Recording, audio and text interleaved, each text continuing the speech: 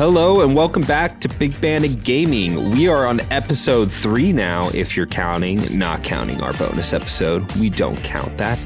I am Troy, your host, and today we have Josh. Hello. Hey Josh, how's it going? Pretty good. How you doing, Troy? Doing good. We were a little unsure there that you were going to be able to make it on, so I'm glad you're here. I was sick for a while, and then wasn't sure if I was going to have an internet connection there, but I made it just in the nick of time. Nice. You make it sound like you're like time hopping from like medieval time periods. You're like, I had the plague, and then no internet. Far more interesting than what really happened. I just had a really bad cough and didn't want to be coughing on the podcast. Yeah, we'll get you however we can get you.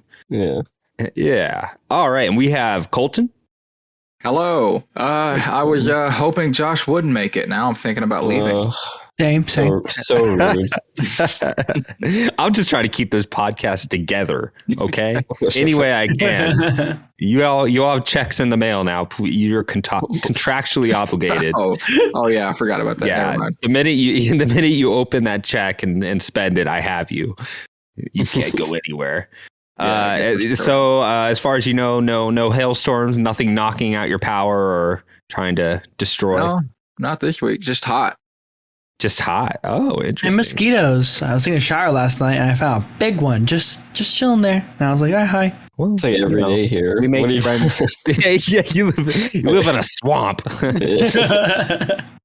And who you just heard now is Izayah. What's up, Izayah? What's up? How's it going besides your mosquito friend? Oh, it was good. I didn't kill him. I spared him. And besides that, well, sometimes you gotta give a little mercy here and there. You know, can't always be wrathful, you know? Was it like those mayflies? Those like really stringy looking mosquito things? I guess so, but it was pretty fat. It was pretty big. Yeah. Izayah, tell me more about your shower wrath. How to avoid it. Take cold showers or lukewarm. That's how I go about it. Yeah. Wait, isn't that the thing? Aren't you supposed to take like? Yes, you are. Colder showers skin? are for your skin. It's much healthier, and I think for your hair as well. It's just better. I just like taking hot showers sometimes because it's just nice. You know, I'm glad we're finally getting to this because I don't think you can have a podcast without talking about like your shower routines. Yeah. I don't feel like you really get to know personal hygiene. Yeah, totally. I mean, maybe nothing weird yet. You know, maybe we'll save that for a later episode. But yeah. I thought cold showers. What is it first? Yeah, I thought cold showers just made your like pores shrink. Is it like any healthier for you though? No. I don't know if it's healthier, but I know it's like better for your skin, so that counts, right? Yeah. No. Better, deceptive. It's like putting on makeup. You're just disguising the problem, shrinking your pores temporarily. You go up to somebody, you're like, you're not fooling me. I can see your pores, every single one of them. I mean, I do the shower thing. I've been doing this since like high school. When I started listening to podcasts, I heard someone say, they're like, yeah, you know, if you're not supposed to like shampoo your hair like to death every time you take a shower. Like you're supposed to let like some natural oils build up or whatever. So that's why I haven't used shampoo since 2008. I'm really just letting it build up. Yeah, you took right there and ran with it, huh? Yeah. I didn't even finish that podcast. I just stopped right there. I was like, well, that's everything I need to know. That's it. All right. So what I want to know is what you guys have been playing. You know what? I'm not going to start. Izayah, you have a game that I have not played that I've been interested in. So let's start with you, Izayah. So a few weeks ago, my friend and I were talking. And I was talking about how much I actually really enjoy just like short games, like short and done, one sitting. And he got me this game for my birthday. By the way, I'm 19. Let's go. It's called Subsurface Circular. Now, it's a 3-hour game. You beat this one sitting. And essentially, it's like Detroit Become Human a bit. but the androids are all like very robotic. They're not like humanoid. They have like, like of course human like structure, but that's it. Essentially, you're a detective. You're on a train and you're staying on this train. It is against your code to go off of it. So, as you're on this train, you're trying to crack a case. So everyone comes on and comes off. You try and get a little closer to the truth. You can find a little mini like helping out like passengers here and there. We have one big case to solve, and it's your job to do it.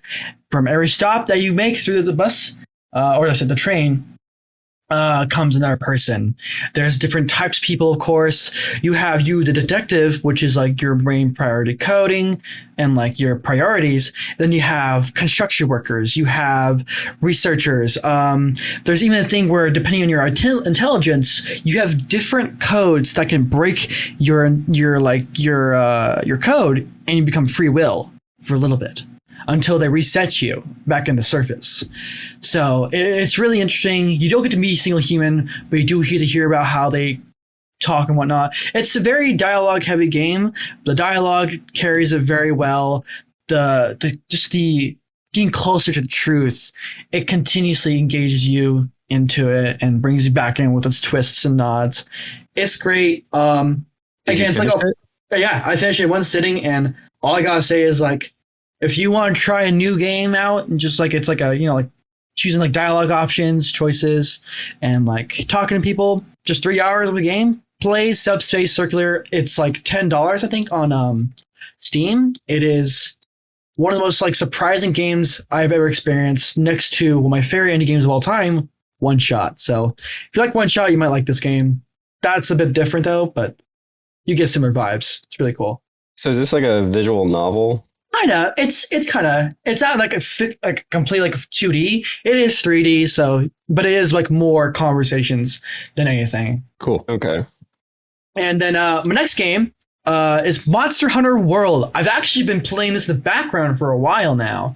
Maybe like 2 months with my friend Devin, and it's been super fun. It is incredible to see how a AAA game can be so in depth and lush and alive as such as Monster Hunter World and just the Monster Hunter franchise.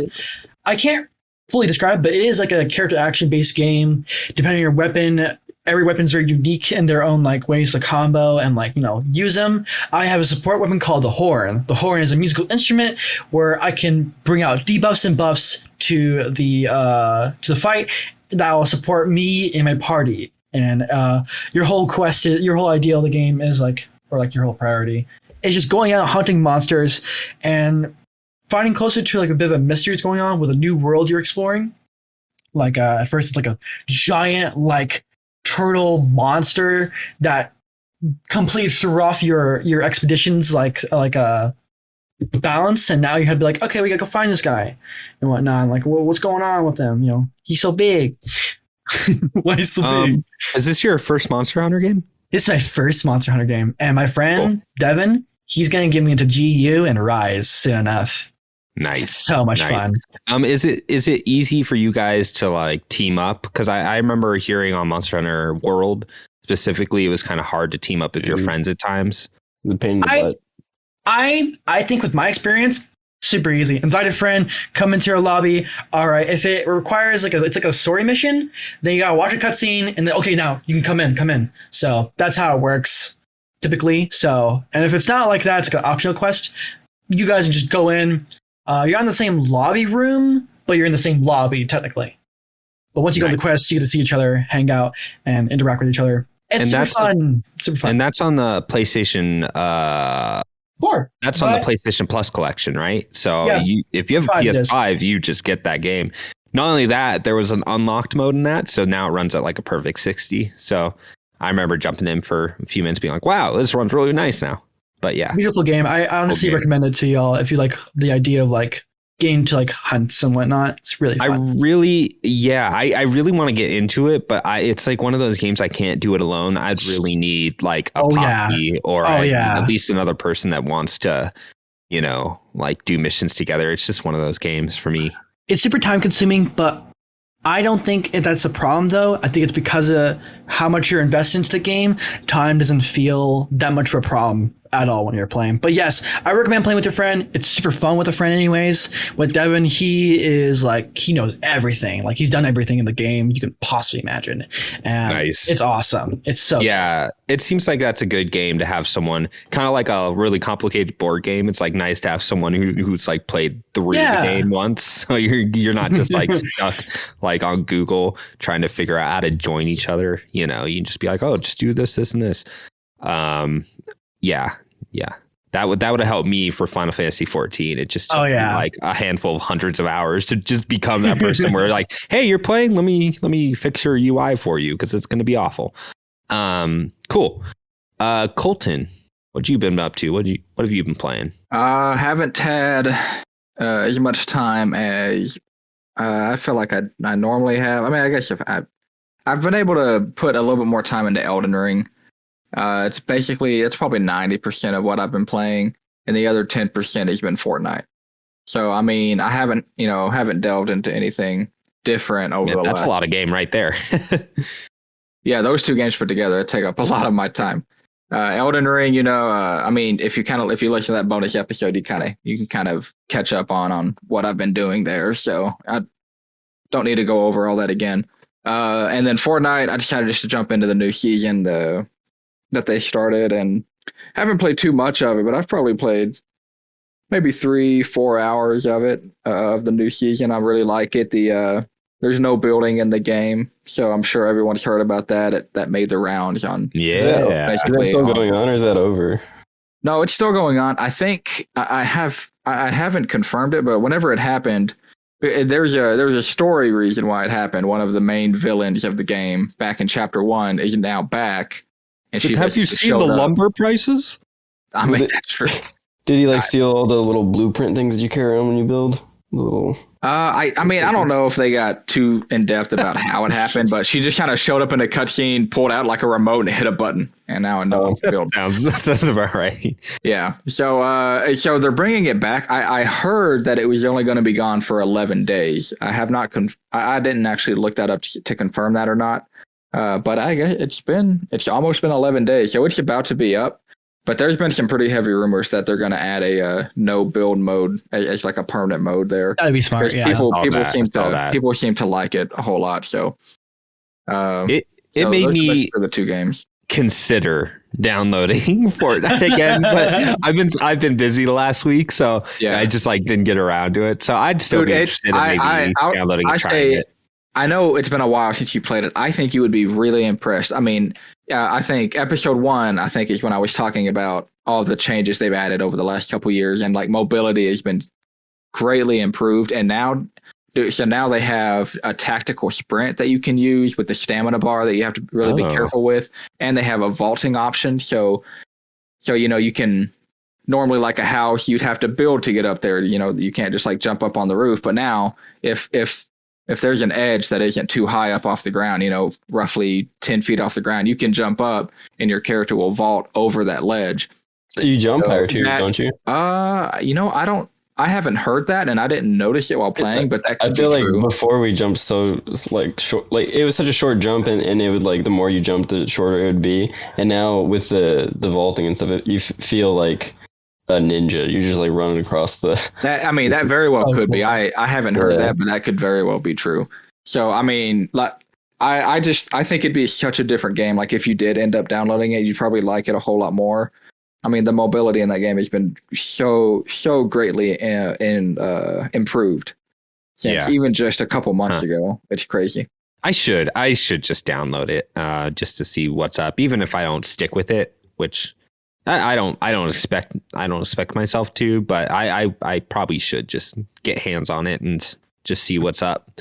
Other than looking at that donkey video where all the kids were calling him sus, which is pretty good. Yeah. I was like, this game doesn't seem so bad. Cool. And I know you gave us a big Elden Ring update, more or less, because of that bonus episode. So I know you're still chugging away at that. All right. Josh, what you been playing? I'm going to piggyback off of Colton because I've literally, like I said, I've been sick recently. I've literally only been playing a little bit of Fortnite, and that was with Colton. And I played today. Since we did the podcast for Elden Ring, I haven't played it until today. And I played it for all of like 30 minutes. And So you beat it. I hit a wall of just like frustration, and I tried to go like multiple directions. I was like, okay, well, I'm stuck over here, beating my head against the wall.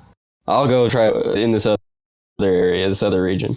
And I just hit another boss, another wall, and I'm to the point where I'm like, I'm not having fun. So I think I'm gonna take a break from Elden Ring for a while. That's fair. Yeah, I need like a couple of months to gather my thoughts and emotions and come back to it. But other than that, I've been playing Fortnite, like I said, with Colton, and Cool. oh my gosh, Fortnite I struggle with it so much. I want to love it, and I think I love it, but then I spend so much time and energy trying to get one outfit in a battle pass that I paid for, and then I just don't have enough time to play to level up, and I did not get Spider-Man last season, and I'm really upset. Yeah, that was a bummer. You could just get a Tony Hawk Pro Skater 2 and skate as Spider-Man instead. Oh, wait, can you? It's a little outdated at this point, but It's fair. It's fair. yeah. Wait, you can skateboard in. There was a skateboard thing in Fortnite, right? Or like a hoverboard or something? Yes, there's a hoverboard. They take our Oh, things away. skateboard you could put on your back. But was there a trick system? Yes. Yeah, there kind of was. was. Yeah, and there's like, and There you go. it would score your like whatever points you did or whatever. It's fun. Yeah. Yeah. Good. Oh, sorry. Last thing, Go ahead. I did try for a second on Game Pass. I tried to play a little bit of Tunic. I don't know if I talked about that last time, but it ran like butt because I need to get a better computer. That is all. Okay. I will. Well, piggybacking on that, I'll start with Tunic. I played maybe around 5 or 6 hours of Tunic, and it's really awesome. It's really cool. So Tunic, you are a little fox boy, and it starts out as just like, oh, this is clearly like a Link to the Past. Like this is like a Zelda clone. But the thing that Tunic does is that it will do this thing, and it does it multiple times in different ways. But it will give you everything. Every mechanic from the beginning of the game is pretty much unlocked.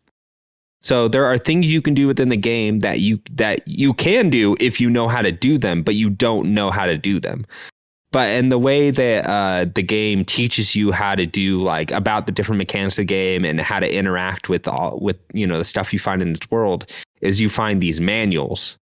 And what they are, they're just pages, and it's pages of like a literal game manual, like you'd have back in the day.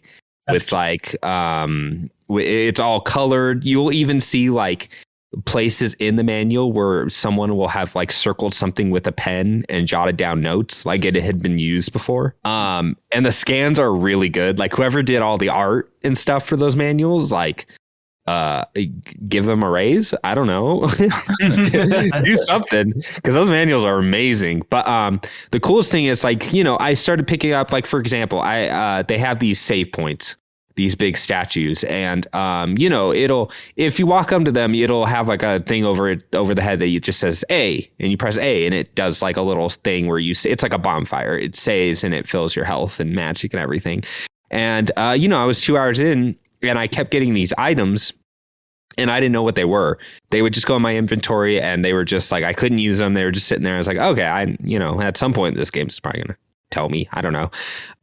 And the thing is, I went through this dungeon, and I picked up one of these manual pages, and it didn't even explicitly tell me. It showed this little image at the bottom of a page of it just said like LB, like L1, and then it showed all those items and you standing next to like one of those save points. I was like, oh. And so I went to the save point, pressed L1, and all of a sudden I could upgrade like my strength and defense and stuff using those items.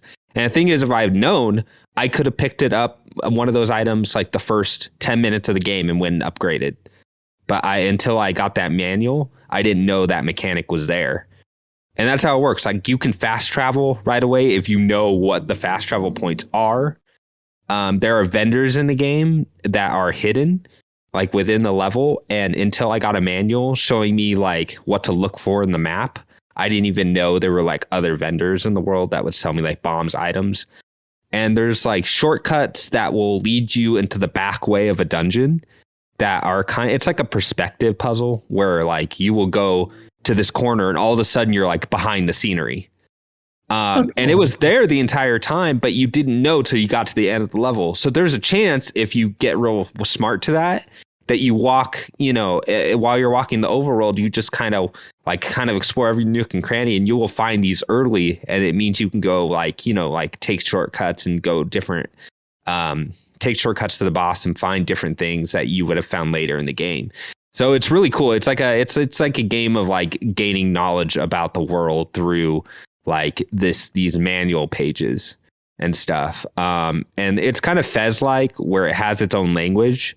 And so even in the manuals, like it'll tell you like, hey, this is your character symbols for your characters. And in the manual, there'll be all this like nonsense script, but you'll notice that your character's like symbols are in it. And so you start like piecing things together in the manual to figure out things in the world. So that's kind of the cool trick it does. And it sounds kind of, like when I explain it like that, but when it happens to you, you're like, oh my God, like I could have been doing that. You know what I mean? So it's really neat and it looks amazing. And it also, there's an old game called Dust Force, and the guy who did the soundtrack for it was called Lifeformed. And Dust Force has an awesome soundtrack, and he did the soundtrack for this game, and it's just as good.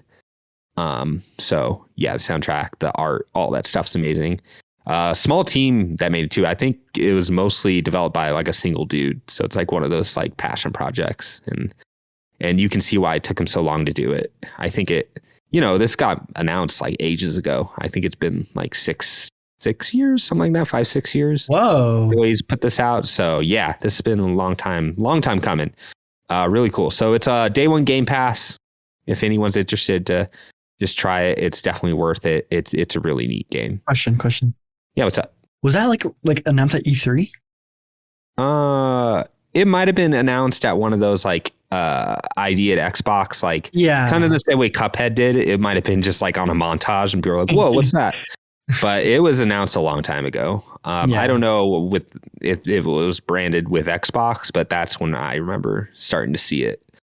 Was a while ago. Man, that's a great Xbox exclusive. That would be great for them. That's so cool. Yeah. So I don't know if it'll be exclusive forever. Probably not. But at least it's Game Pass day one, which it wasn't until like literally days before its release, which is apparently how those deals are made, like really last minute with Game Pass. So I didn't even know. I thought I was just going to buy that. And then when they announced like a day before it came out, it's like, you just download it. I was like, oh, sick. Okay, cool. I just realized too, it's actually on Steam. Yeah. It's Xbox and Steam so far.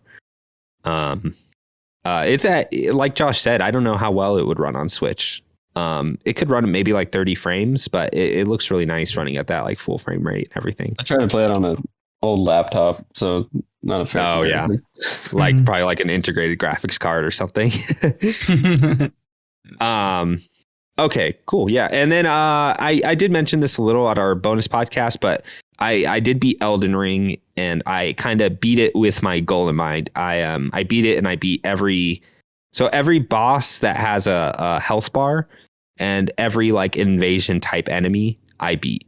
So, and I didn't like at a certain point I got to the end of the game, and it's kind of like, you know how you get to the end of a Metroidvania and you just want to like fill up the rest of the map. Well, it's kind of like that, like, or like in an open world where you're like, I want to clear out, icons and stuff like that. I almost started doing that with Elden Ring with the bosses. As I got to the end game, I know I got like to the last boss, and I was like, okay, what do I have left? And I had this big old list, and I cleaned house. I got the extra bosses, did the missions I was supposed to, and yeah, it was really cool. It was really chill. That game, I know it's kind of a weird thing to say, but that game is just like really a real chill out game for me. Just there were times where it wasn't. Like there are certain, I would say the end game has some balancing issues with the like mob enemies. It's less the bosses, although there is one boss that is it's giving everyone trouble. But it's just like the mob placement and the damage and everything. It seems a little out of whack. So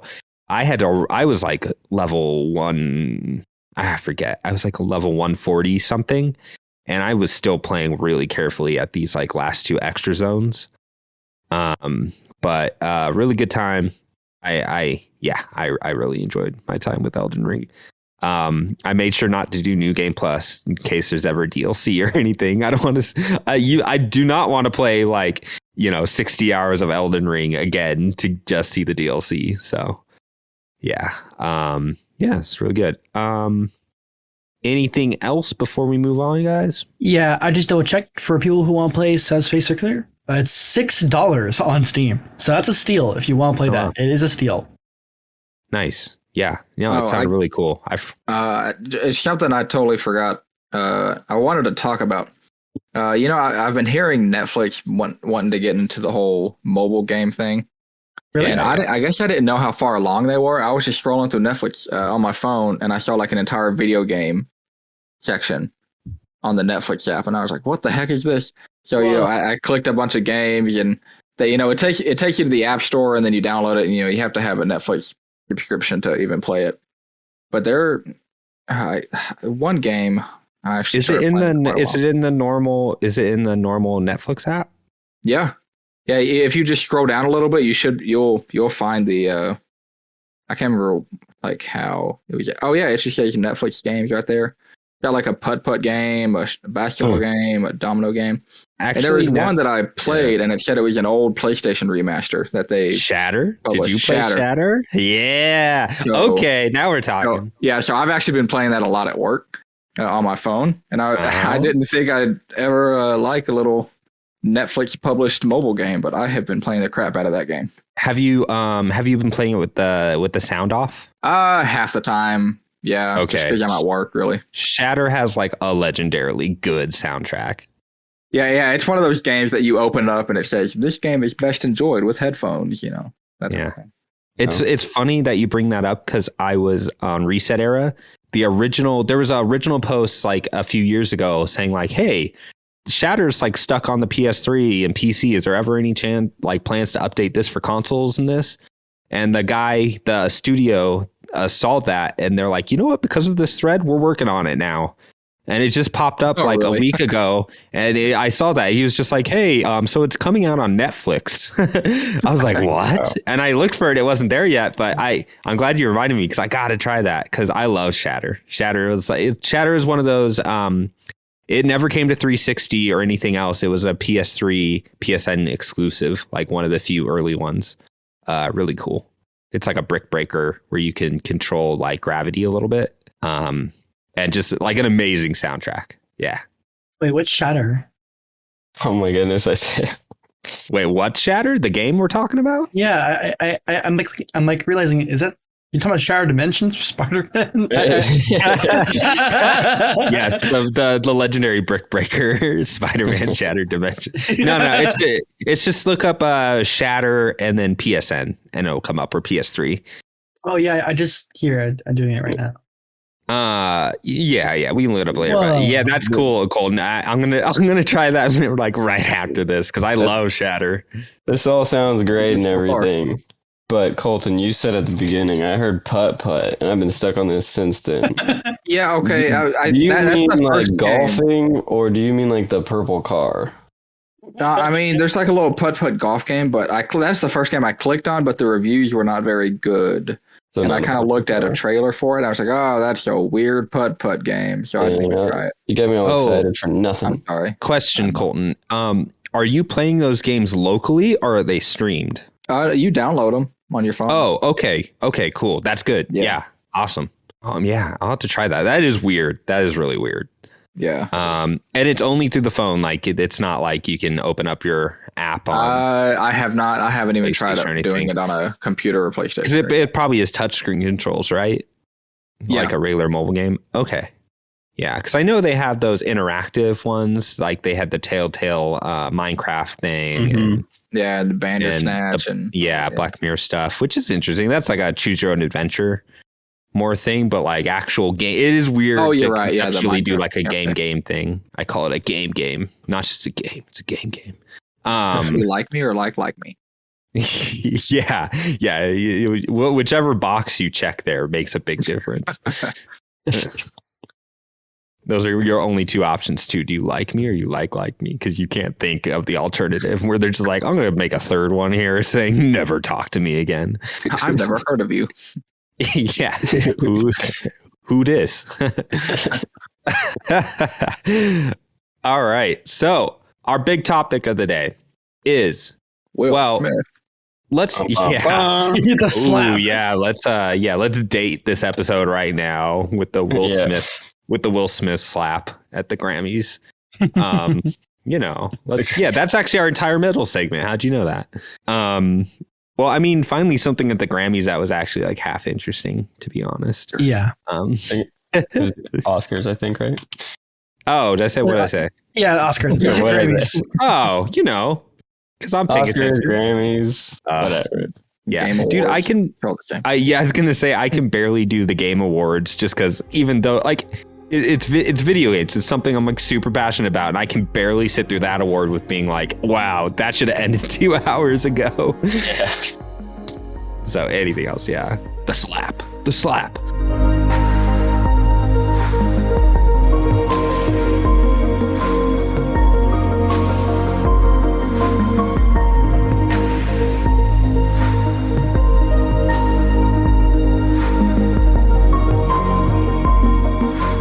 So onto our next topic here. Let's just start here. So there are rumors that Project Spartacus, the Game Pass-like service that PlayStation has been teasing, or there's been rumors. They haven't said anything officially about it, but there's been rumors for a while. Apparently it's going to be actually announced and shown this week. So we are before that point.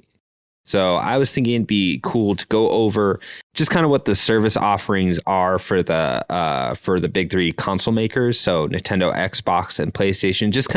Let's just kind of get a sense of what's offered and how we feel about the offerings. I want to hear who's to subscribe to what and for like what reasons.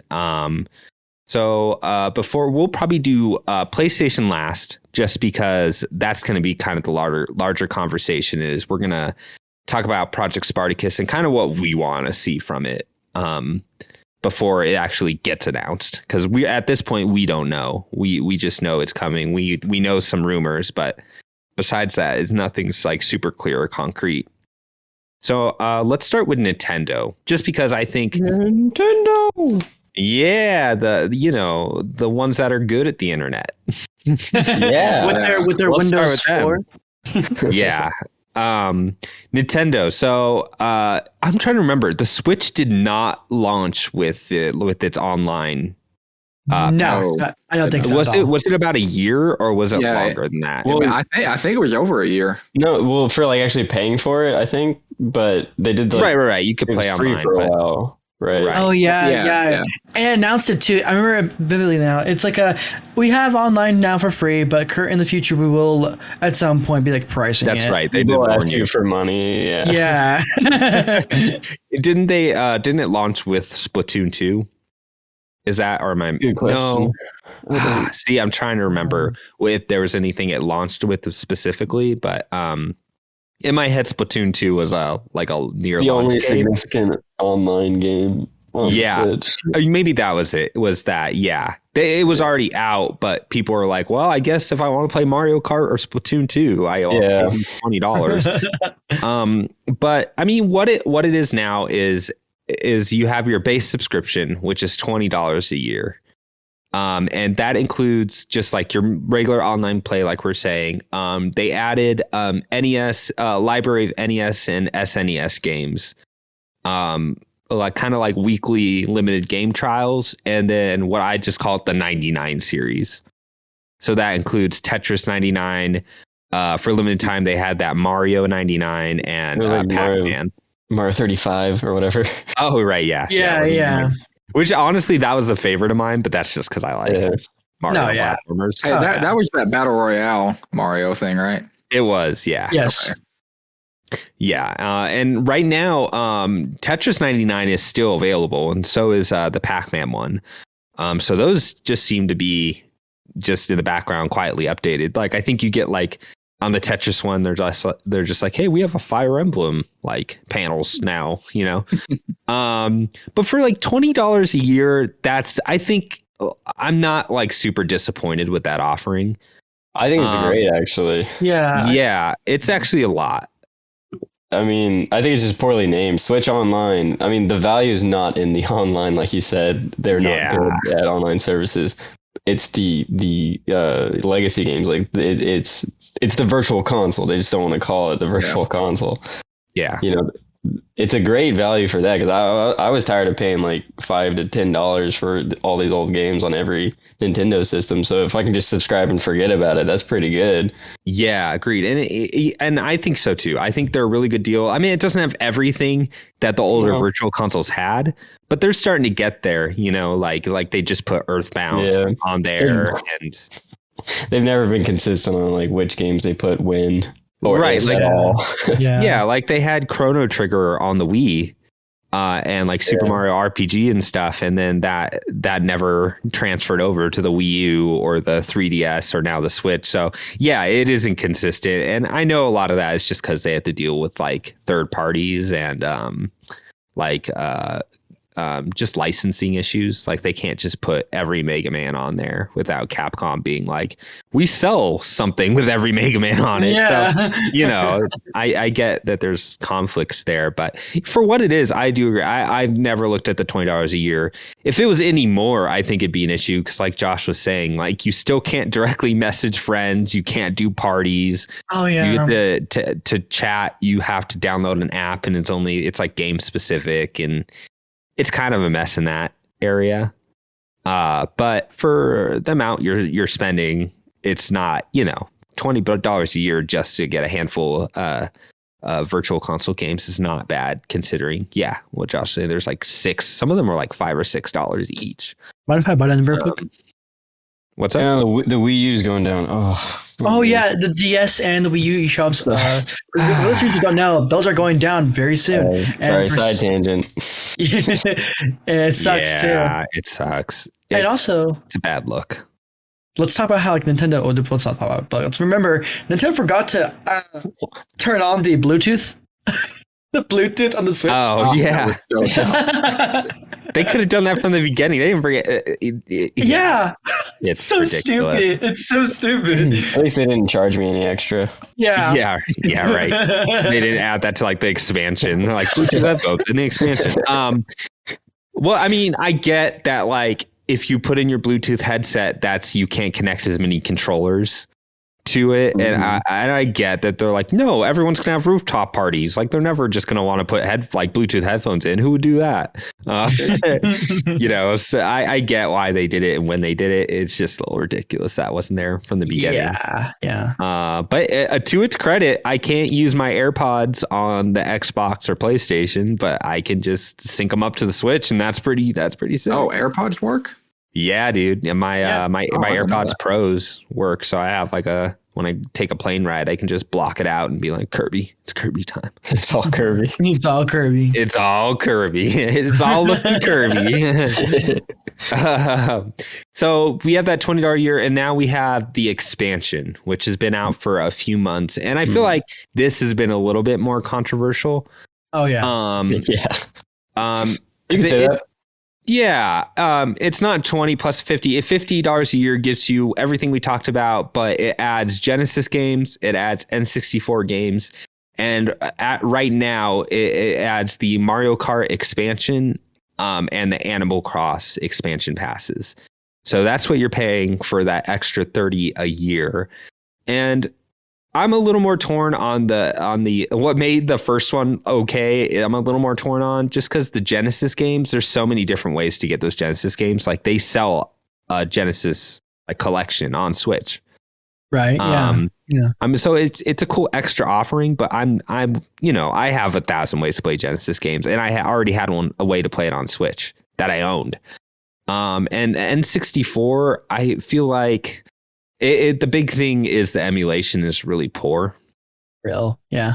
There's also just such a small quantity of good games on the N64. Like, there's great games on the N64, but they've already put most of them on there. Like, what? There's not much left, right? Like, yeah, and not only that, like, if you want to play Ocarina of Time or Majora's Mask, those 3DS versions are better versions. Like, they did a lot of quality of life and a lot of graphical upgrades, and on top of that, it's poorly emulated. So apparently, there was a lot of input lag at the beginning. They've been fixing it though. They have been, yeah, but it's just crazy to me that it was broken to begin with. You know, it's like their games. What's weird though is that the input delay on the N64 games were worse than the Genesis games. At least that's what I've heard. The Genesis games were better with the input delay. The N64 games were not. Yeah, I mean, it takes a little more processing power to do that. So however their emulator is working, I don't know the details. There's something wrong there. But what do you guys think would help that like $50 a year? Because wait, before we start, who is anyone of us subscribed to that? I'm not anymore. My subscription ran out like 6 months ago. Okay, yeah, I never. Not concerning though. I never. I mean, we have the family account. Yeah, we never upgraded, but we still have the family account for the. Yeah. Oh, sorry. That's what I meant. I had just assumed all of us had the $20 a year. I meant the $50 expansion specifically. Okay. Oh, no. Yeah. No, thank you. Yeah. So I never did it. I maybe like Dalton maybe did. Do you guys know? I don't know if any of us did, but I mean, what would make it worth it for you guys? Because I think a Game Boy Advance would go a long way. Honestly, that's not bad. Yeah. That's close to what I was going to say. I was going to say, change the Genesis, because I don't care about Genesis. Just swap that out for GameCube, and I'm all in. I'm all in. Yeah. Yes, that's actually like brilliant. Yeah. Well, I mean, I love the Genesis. My problem was less that it was Genesis games and more that there were already other better ways to play it. But yeah, like playing like you know, like the Metroid just came out. Like 2 of the best Metroids are on Game Boy Advance. Fire Emblems. You know, there's just a lot of Game Boy Advance would be amazing. Yes. Yeah. A bunch of Castlevanias. And I get like people want DS and stuff, but that gets difficult with the full screen and the touch screen. I think the DS library is overrated. I'm going to be honest with you. Hot take. Yeah, I think a Game Boy Advance would go a long way, but even then, it would have to be a pretty good selection to pull the trigger. But it would definitely help me do that. So yeah, and you're paying $50 more a year, and it's not giving you any more like functionality either. Which on one hand, it would suck for them to charge more for online functionality when there's barely any of it there to begin with. But yeah, it's just weird. Fix those servers, man. They gotta fix those servers. I swear. Been a problem since day one. Yeah, I mean, I don't know how much Nintendo's willing to fix or rework, or you know, the hope was when the Switch came out was that they were gonna like finally make something that even competed with like the 360 at launch. You know, something from 2 console generations away, but. So we'll leave the Nintendo one there because that's how I did it first. It's just, you know, it is what it is. So next we're going to go to Xbox. And at this point, there are different tiers of Xbox you could get. You could just pay for like Xbox Gold. And it would include like online and gold. But really, if you have an Xbox, you're probably paying for Game Pass or Game Pass Ultimate. So I'll just put I just put Xbox Game Pass Ultimate, and that's about $180 a year if you're going to pay I think it's $15 a month. And as far as I know, you can pay it a month at a time or 3 months, but it comes to around $180. And what that includes, the online play, cloud saves, legacy console titles, so like OG Xbox 360 and Xbox One games. And a good amount of those are with upgrades. So upgraded resolutions, upgraded frame, you know, FPS, all that stuff. You get PC Game Pass, which there's some overlap with console, but you don't get the OG. You don't get 360 and OG Xbox games on PC Game Pass just because those were made to run on the Xbox architecture specifically. but you do get like PC specific games, which is cool. You get EA Play, which is just a whole nother service on top. And then you get Games with Gold, which is often just like throwaway at this point. I'm not even sure why they still have that. And then you get xCloud on phones, PC, and console. So, and then entire first party lineup, day one releases for their first party. And then usually you get a good handful of indie or third party day one releases as well. That's a lot. That's so much. It's a lot. Yeah. It's undoubtedly the reason PlayStation is even interested in putting out a Project Spartacus. I will say that it's been over time that Xbox Game Pass didn't start out with all these features. It wasn't this good at first. I wasn't even subscribed to it at first because when it first got released, it was good like 100 games or something.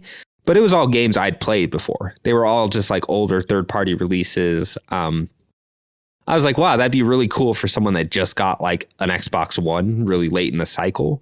But for me, who has already played or owned most of these games, I was not interested in it. It wasn't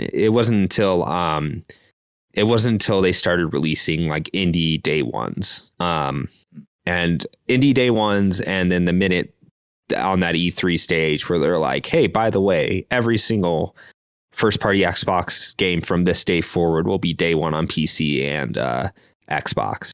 I think that was the big game changer for me. Oh yeah, it was really cool like for them to do that. It's pretty bold, but like that gets it. That's really good marketing for them. Yeah, I mean, what do you guys think about the service? For me, what I really like about Xbox Game Pass is obviously just like free day one games. Like there's no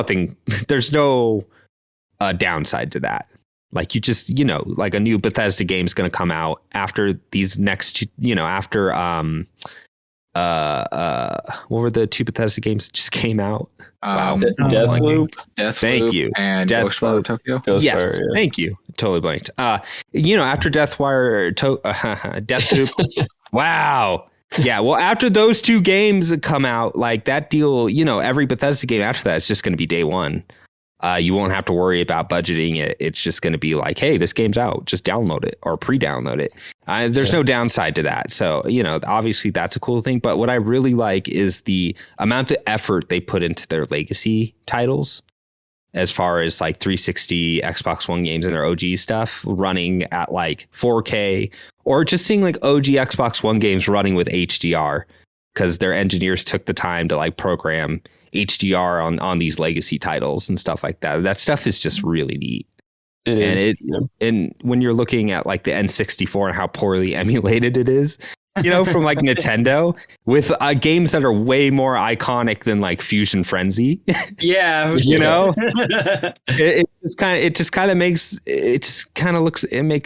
just gives them a bad look when you're playing Fusion Frenzy at 4K with HDR and they can't get Ocarina of Time, one of the most like influential games ever, to like actually feel good in your hands. So that's what I really respect about Game Pass is just their tech end on the back of it. And just the fact that it works on everything. Like you can stream it all. You can download it. You can own it on any Xbox console and it just all works, It's just very user friendly and easy. And this should surprise no one. I'm a very big fan of Xbox Game Pass and what they've done. Yeah, I gotta say, like it's amazing, honestly. Like having this like subscription and being on my PC without having an Xbox, being on my PC and just playing some of these games is just so nice. Playing Our Wild, Still Ho Little Nights, that one rhythm like a drum kit, I forget what it's called, but that's so much fun. Taiko Drum Master. Yeah. That was my biggest selling point. But also, like, funny enough, Sonic Unleashed, which ran very poorly on PS3 and Xbox 360, 2 generations later, I want to say, finally works and doesn't lag and is optimized for the new Xbox. Yeah, no, it runs at 4K at double the frame rate, 60 frames. It looks amazing in HDR.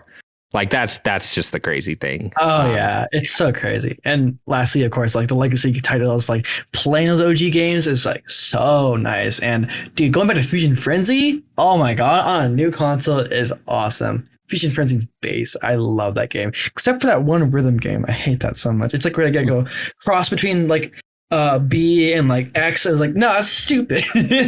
But besides that, I think this subscription is great. I will never pay for Ultimate though. Hard. I am not gonna get. I don't care about EA Play or the xCloud too much. The Game Pass is just a sweet spot for me, honestly. Yeah. Well, what I was gonna say too is it definitely gives different games like longer legs. Yeah. Like if you take like Fallout 76 on console, it's just stuck at like 30 frames per second at whatever resolution it's at. But on like my Series X, it doubles the frame rate. Like I can play that game at like 60 frames per second at a little bit higher resolution than it even was on like the One X or PS4 Pro. So games that aren't even getting like developer support to be ported up to the new consoles are getting just that extra back end tech from just Microsoft, like making good on that stuff. So with the FPS boosts and the resolution boosts they've been doing, so that stuff is just like super impressive. Mm-hmm. And it just like it's just like one of those things where if I'll watch like a Nintendo Direct, right, like an indie Direct, and if they say, oh, and a game's out now. It's not the first thing I'll be like, oh, I'm excited about the game. I don't go straight to my Switch and download anymore. The first thing I do is like, oh, I open the Game Pass app. And half the time, dude, it'll just be in there. Like I had no idea this game was coming to Game Pass. It's released like a surprise release. And oh, by the way, it's just there. Because I made that mistake, like Spiritfarer, I accidentally bought it on PS4 for like $30. And I didn't check. And of course, it was just there. That stuff. So it's trained me to like check Game Pass when the indie games come out now. It's weird because like I see how that's a positive thing for the consumers and everything for us, but like I don't like it. Like that's my biggest criticism of Game Pass is you're not giving the developer the money. You're just giving it to Xbox. And like, they work out their deals and everything, and it could shed more light on the game, and I get that there's positives, but for me, the big negative is, well, it's not always going to be on Game Pass, and what if I don't want to play it right now? Like, now I'm forced to just keep up with the newest thing that dropped on Game Pass instead of playing what I want to play. True, that's true. I mean, Jeff Grubb put it in a nice way when I was listening to his podcast. He asked you, people ask him all the time, it's like, hey, is Game Pass good for the developers? And he said for pretty much the most part, it's a net positive for them, because he said like, hey, no one was going to, they said like the indie sales of most games, when they broke it down, it's just like a percentage of a percent were buying indie games on Xbox. Like they were all buying them on Switch pretty much. Like the PS4 and Xbox were almost not a going concern when the Switch came out. So the devs are still getting the money. Yeah, they get paid out for. So who cares about Xbox, man? Well, they get paid, like they get money up front, and sometimes that money, Microsoft has so much money to give and are so generous that sometimes they make back their budget day one. For sure day one, I hope that's like the majority of cases. I can see like you're like, well, I didn't buy it on Switch because I could buy it on. Or I just have it on Game Pass, and it's like, oh man. But I've also seen that people sometimes value the portability of those games enough to where they're like, it's on Game Pass, but I bought it on Switch anyways. Yeah, I actually don't. I can't play indie games on like a PC or Xbox. I would much rather play handheld. Yeah, and that's the thing. They're getting paid out, and the people that are playing on Xbox, to be honest, probably were not going to pay for that game anyways, is what they were finding. So it's financially, it's been a positive for developers, and that could not, like you said, that could change. They could it could turn into like a bad thing over time, but for right now, it's been a net positive for most people involved. But I do see the criticisms in that way too, though, where you feel like you have to get it because it's going to go off of Game Pass. Yeah, well, I was just comparing it to like Nintendo, right? It's like it's all their games, or at least for I don't think anything's going to be removed from Switch Online, right? Unless you're Mario 35. Yeah, but that was like as an experiment. Shut up. Or if you're a physical copy of Super Mario All-Stars. Oh yeah, that's right. Hey, I pre-ordered that, so yeah, I got the digital version, which they took. Did they take the digital version away too? Is that what happened, or was it just the physical? I thought it was just the physical, but I thought they were taking. I thought they were taking both digital versions version was away. done. Yeah, I don't think you can get the digital version. That's nuts. Dude. I think that's why it was such a big deal. They were like, right, we're not selling it to you after this date. That is really crazy, dude. Yeah, I remember that. I remember giving you guys a heads up. I was like, hey, this is like the last month you can buy this digitally. So why buy a digital, man? I got like a family heirloom that I can just give to my kids now, man. It's great. You can hang it on your Christmas tree. It's 3 of the best games ever made. In like one card. Bury me with this game. Can't get that on Game Pass. But I think as it goes on, I mean, Game Pass is just going to keep getting better and better. Like, I think Xbox first party releases are going to be in a bit of a lull this year. But as of next year, they are pretty confident that they are going to have like one big first party game a month. Like in the number of studios, Xbox now has more first party studios than Sony does. You know, it doesn't. So once they start all releasing, you know, you're going to be getting like a big game, at least a really big game every quarter. Does anyone have any confidence that Starfield's going to be any good? I don't know. I honestly don't. You're asking the wrong person. I'm the one who is historically not loved Bethesda software games. Ooh, spicy. It's not a secret to you guys. I'm just like, Fallout 3 was good, and so was Oblivion, and then they made more. I think it's interesting that you don't like Skyrim, but I agree with you that everything else is garbage. Like Fallout 3 and Oblivion are like amazing, and then like whatever. Colton, get in here. Defend your game. Colton, you know I hate Fallout 4. I know. For me, it was even less the game. I was like, you know what? This is probably as good as Fallout 3. And Fallout 3, I thought was a good game. For me, it was just like, oh, you're still going to run on this engine? Okay. That's the problem. It wasn't good. It wasn't. Oh, Fallout 76, you're going to still run on this engine? Okay. Well, that's why that turned out that way. Trash fire. They fixed it over time. I know it's gotten better. And I know Fallout 4 has run better even on base consoles and stuff. But at launch, those games were all in really bad shape. This is really bad shape. So you know what? If Starfield can launch and be free of any like glaring technical bugs and just run like, I don't know, just run like a game should at launch, you know, it doesn't need to be perfect, but I think that's a big step, honestly, even if it just ends up being another Bethesda game, you know, like, so I mean, Starfield is on my fantasy list, so I do have some confidence that game is actually going to be pretty good. I'm glad you have it on your fantasy list. I did counterpick it, but that's just because I just didn't know if it was coming out this year.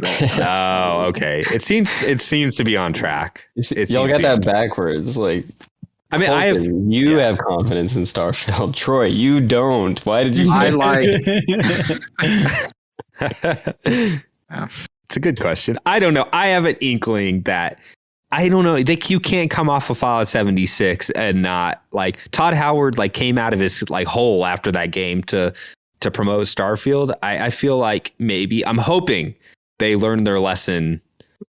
And well, yeah, you can only go up from 76. Yeah, the launch is 76 for sure. But yeah, but enough about Todd Howard. Yeah, moving on from Todd Howard. I just think over time, like I said, Xbox, it's just going to be really hard. We're going to talk about Project Spartacus here in a second. And it's just going to be a very hard act to follow for PlayStation. Yeah. It just will not be feasible for them to throw the amount of money Microsoft is at developers and their studios to keep up with that output, especially once Activision comes into the picture.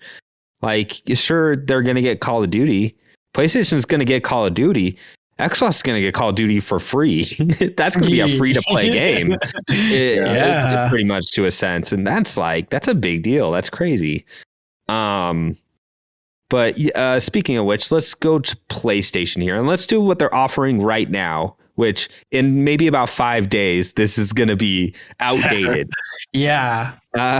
So it's good. It's a pretty short list, but writing this down made me realize something, and it's that PlayStation Plus is still only $60 a year. So we are comparing a $60 service to a $180 service with Xbox Game Pass Ultimate. So it's not like you're paying the same amount of money, and there is a disparity. There's a large disparity between the options, but yeah. Right now, the offering for PlayStation Plus is you get online play, you get cloud services, you get PlayStation Plus monthly games, you get the PlayStation Plus collection specifically on PS5, and I put share play in there because that is a feature you need Plus to do. And I did put share play in there because I think that is actually a very cool feature. I do wish Xbox had an easy way. I love share play. It's awesome. I don't ever get to use it as much as I want to, but I love share play. Yeah. I wish there was just an easy option for me to just be like, hey, can I see what you're playing? Steam has it, PlayStation has it, but that is not something you still have to like stream to Twitch or something on Xbox if you want to show what you're doing. But I mean, for $60 a year, it's honestly, it's an okay deal. Is it 60 a year? Yes, it's still 60 a year. That's like a very reasonable value. Yeah. For what you're getting there. Yeah.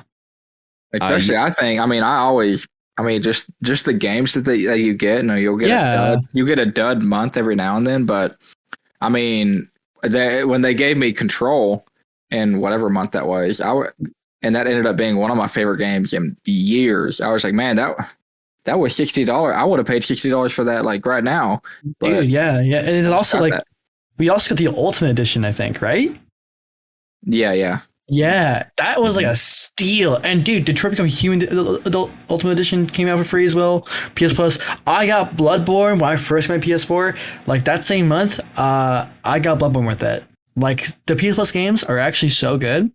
And you can do Hollow Knight, Sonic Mania, Shadow of the Colossus.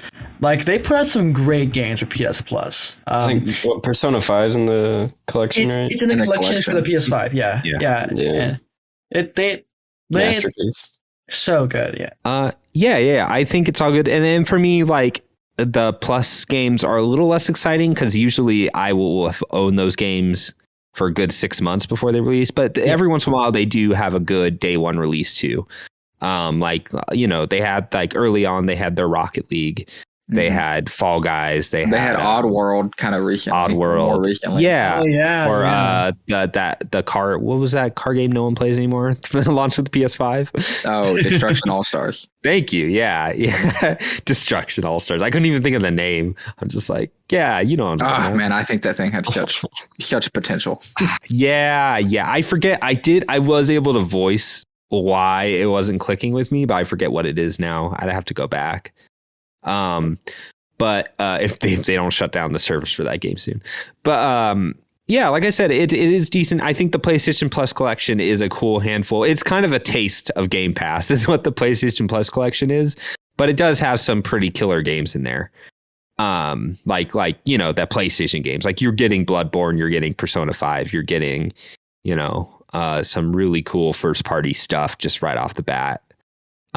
For someone who hasn't owned a PlayStation before, they have to have it on PS5. It's not a PS4 thing, but even though they're all PS4 games, it's weird. But yeah.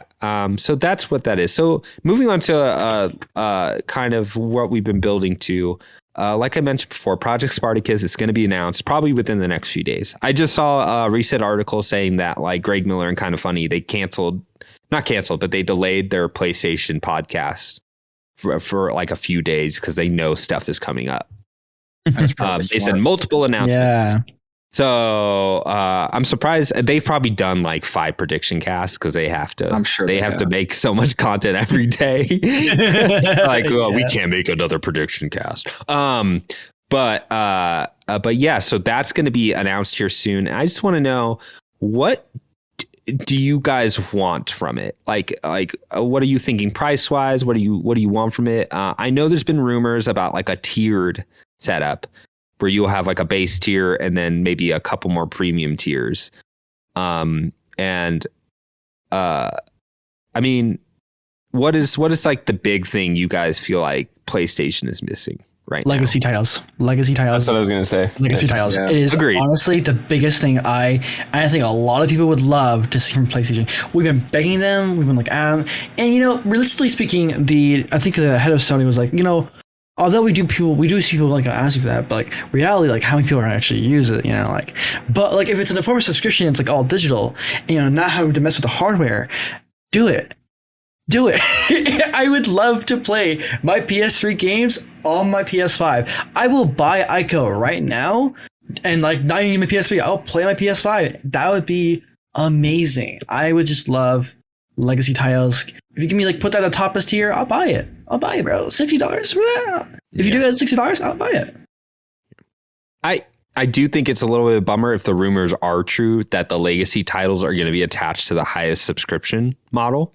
Because I have a feeling that that's all I'm going to want from it. I'm going to, whatever games they offer and their Game Pass stuff, I'm probably like, well, that's already in Game Pass. Or me and Wilfredo's like, at this point, me and Wilfredo's PS4, PS5 collection combined, we have about 480 games.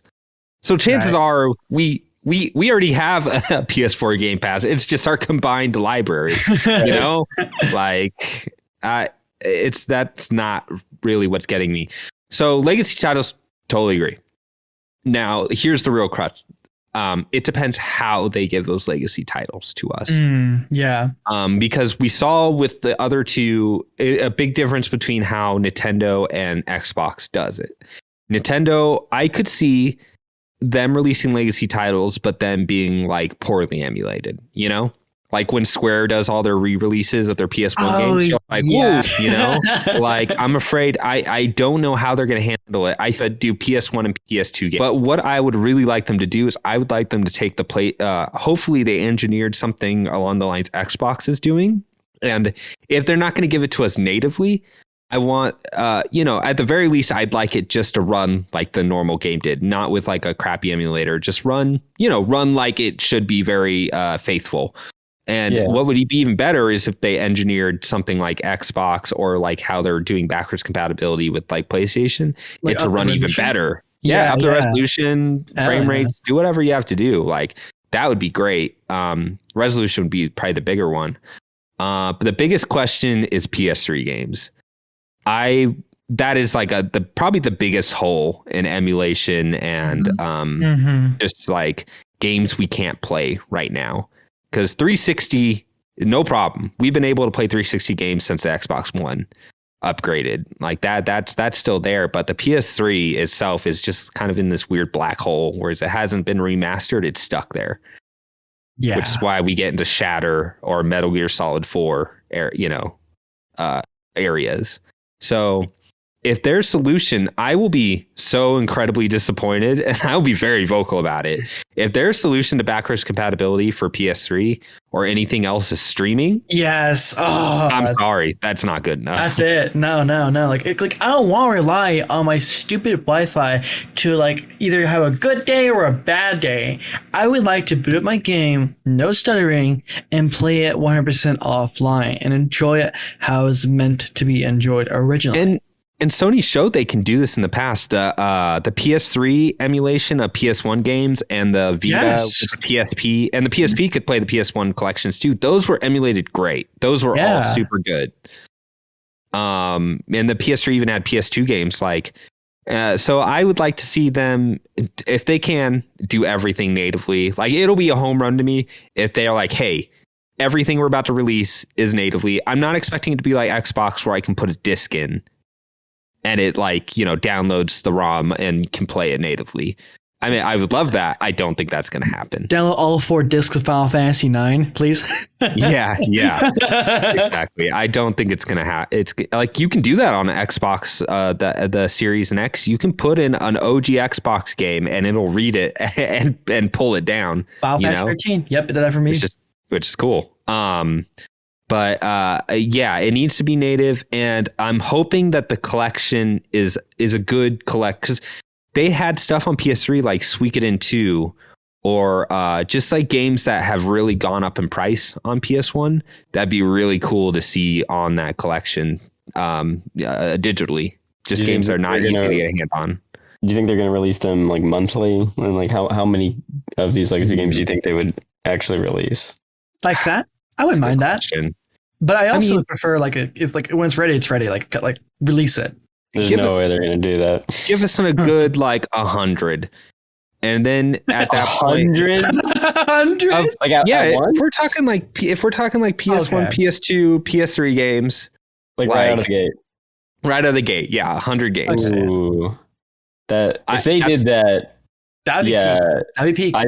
It beats Game Pass, for me personally. Yeah, and that's okay. So there's certain things that this tier that Project Spartacus is not going to be able to touch Game Pass with. I'm not expecting them to put day one PlayStation games on this, like first party games. That's just not going to happen. Mm-hmm. Probably it would be nice to buy Activision.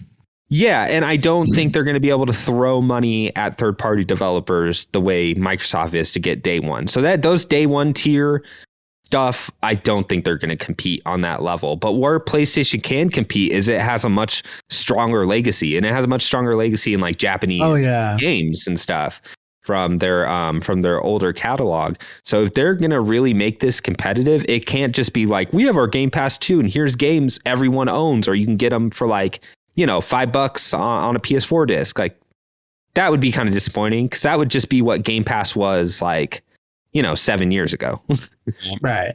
However long it be, they really need to nail this legacy angle, because that's what PlayStation's strong suit is they have a really strong library of legacy titles that are super unique.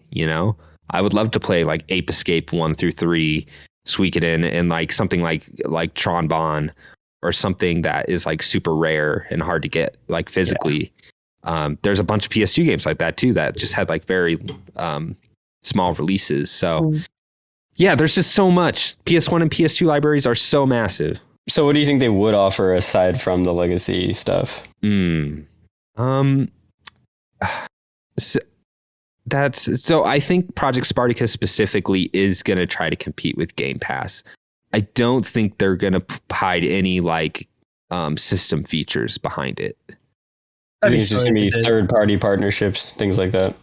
Totally. Yeah, I think it's just going to be it's going to be a larger version of the PlayStation Plus collection. Yeah, and I think I just saw an article recently about how PlayStation could potentially learn from how Disney Plus manages their subscription, which is of course like you said, third-party collaborations and whatnot, have them have third-party studios be a part of Spartacus, and have their games at day one or whatever. It's similar to how Game Pass just kind of just does that, but I think it'd be kind of neat if they did do that. But besides that, I don't know what else it could do in terms of the Spartacus. Well, they're going to run into the same problems the Virtual Console does. You're not going to get the Ninja Turtle games on SNES and NES because they're making that collection. Right. Same thing with a lot of those PS1, PS2 games. There might be a good amount of them that were Konami or Capcom. The PlayStation would really need to work out deals with those Japanese third parties. Because I think those are kind of essential to what PS1, PS2 is. And it's hard because they're selling Symphony of the Night in another collection. You know what I mean? They're selling Mega Man 8, or was it 8? No. Yes. 8 or 7, or so whatever the PS1 Mega Man games were, but just stuff like that they're going to still run into. But hopefully they've been working on this and been doing background deals and are willing to spend engineering time and money to get this all working really well, Yeah. Do you think it's gonna be as indie heavy as Game Pass is? That's a good question. Game Pass already has its ball in the court. It's had for a while now, and I don't think PlayStation can entirely just be like, no, let's do that too. I feel like they have to be a little more creative with that. I mean, there's so many more. I mean, like there's almost an infinite amount of indie games. I'm looking at it right now. It's insane. The caliber of every 2 weeks, and every 2 weeks you get that like little title card they put out, and they're like, "Hey, here's 8 new games coming to Game Pass," and there's just like 8 indie games. There might be 2 of them. You're like, "Oh, I was looking forward to that," and then the other 4, you're like, "I've never heard of these," which is which is cool. But if I had to guess, I think there will be like certain indie games that PlayStation might go after, like bigger ones, but I don't think PlayStation has that relationship. They don't, like Xbox does like indie shows specifically for just like Xbox indie games. PlayStation did that in the PS4 era, but that leadership has been long gone, or isn't up top. Isn't Shuhei Yoshida like in charge of that division? Like third party relations, that sort of thing. Yeah, I thought it was like indie specific. Yeah, I thought it had something to do with indie games. He was, and the thing I get from PlayStation is they really pick their battles with the indies. They maybe have like 2 or 3 indies that they're really pushing, like Wadham. Like, they'll push like Fund, and I think they actually broke off their deal with Wadham, and Annapurna ended up, maybe that's a bad example, but they do have specific indie games where they like really get behind them and push, like Fall Guys. No Man's Sky. No Man's Sky, and that's kind of how because at the beginning of the PS4, that was like a really like indie game haven. They did that thing where they had like 8 indie developers on stage and had them all playing their game at the same time. I think Nintendo and Xbox have taken that role. Nintendo is the spot where everyone buys indie games, and Xbox is the spot where you get to really show your indie games on a bigger platform, and they get downloaded and people want to buy them portably or on Steam or on a Steam Deck. You know what I mean? Yeah. There's just not much room for PlayStation strategy has not been indie games over the last handful of years there. So I would expect maybe, look at the PlayStation Plus collection. I don't think there's any indie games on them. They're bigger third party titles and the first party titles. And I think it's just going to be more an expansion of that, which is not exciting to me personally, because I own all those games. I'm good. But hey, hello, Troy. So one of the bots left. Oh, well, good thing we have Georg. Yeah, for real. That's why we have our backup. I'll make sure it's good. I'll invite him in here in a second. But what I was going to say was just that, I'll just pull it off of him. Sorry, let me get my train of thought. Okay, yeah. I was just going to say that I that's why I think like this legacy tier is going to be so important that they nail it, and they need to nail it really good, because they're just not going to be able to compete on the indie front.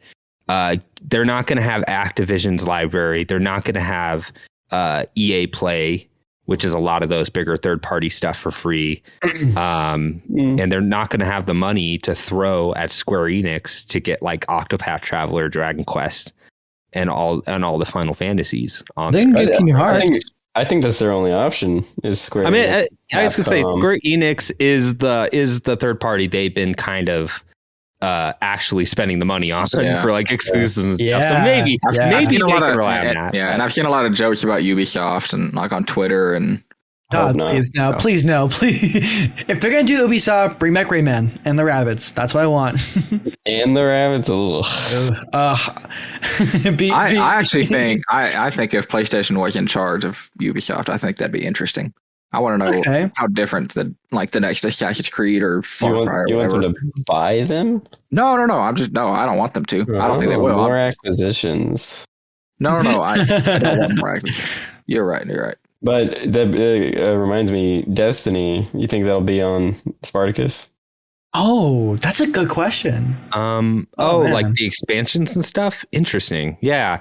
I mean, you bring up a good point. Like there is DLC and expansions for Well, I mean, a lot of their stuff is like single player, but their live service games, you have to imagine those are already going to be free to play. But I wonder if you're right, if they will sell like the next Destiny expansion on Spartacus for free, at a certain tier. I imagine that's why they have a tiered system. I bet you won't get that expansion on their normal tier, but maybe their upper tiers, they're like, oh, and it includes expansions. It's kind of like the Nintendo. Do we know for sure that it's going to be tiered? No, but that's the rumor. And it makes the most sense. It makes the most sense. I mean, because you're going to get the opposite of people. People are going to be like, I don't want to play old games. But like Game Pass and Nintendo's online, right? It's just like 2-tier system, essentially. Yeah. I wonder if Sony is going to do the same thing, or if it's going to. I don't like the rumors showing like 4 or 5 tier. Oh yeah, I hope it's not more than 2. No, that'd be stretching it. I would say 3. It would be PlayStation Plus, as it is now. You get the PlayStation Plus games. The next tier, you get like the third-party offerings, like an expanded PlayStation Plus collection, and then one more tier up, and that gets you expansions and legacy. Right, so that's similar to Xbox though, because they have gold. Right. Still, right. But it's and then they have Game Pass, and then Game Pass Ultimate. Yeah. Yeah. I will say though. Speaking of which, I would say Xbox Gold games are probably the most useless tier out of every single person we've talked about. But no one cares. No one cares. Because you're not buying it for, you're getting Game Pass. It includes gold. Like, should have went away a while ago.